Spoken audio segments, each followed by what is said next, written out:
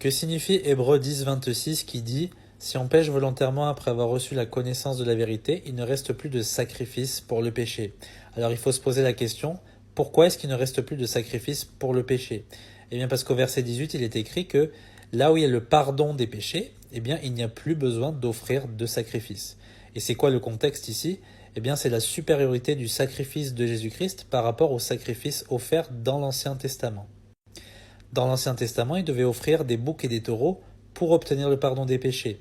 Mais vu qu'il devait le faire en permanence, ça prouve que ce n'était pas parfait pour ôter définitivement le péché et te faire entrer au paradis. Alors que le sacrifice de Christ ôte le péché du monde, et la Bible dit au même chapitre que par une seule offrande, il a amené à la perfection ceux qui sont sanctifiés. Donc non seulement tu ne peux pas perdre ton salut d'après ce verset, mais ça t'offre une assurance que le sacrifice de Christ, il est bien meilleur et il t'assure la perfection. Et on entre au paradis pas par notre propre perfection, mais par la perfection de Christ qui nous a été imputée quand on a cru en lui.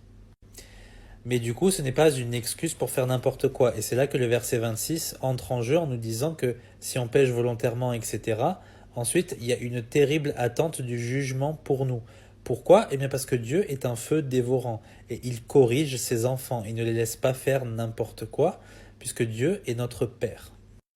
Du coup, vu que le Nouveau Testament il contient de meilleures promesses et de meilleures révélations, eh bien, on a plus de responsabilités aujourd'hui et c'est pour ça qu'on doit moins pécher encore que dans l'Ancien Testament. Plus on te donne de choses dans la vie, plus tu dois montrer de respect et de reconnaissance par rapport à ce que tu as reçu. Et si tu abuses de ces choses en faisant n'importe quoi, eh bien forcément, il va y avoir un jugement, il va y avoir une correction de la part de Dieu, comme tu le verras au chapitre 12 si tu continues à lire. Donc Dieu s'attend à ce que tu ne fasses pas n'importe quoi dans ta vie, mais au contraire que tu témoignes du respect, une révérence à son égard, et que tu gardes ses commandements, tout simplement. Que Dieu te bénisse.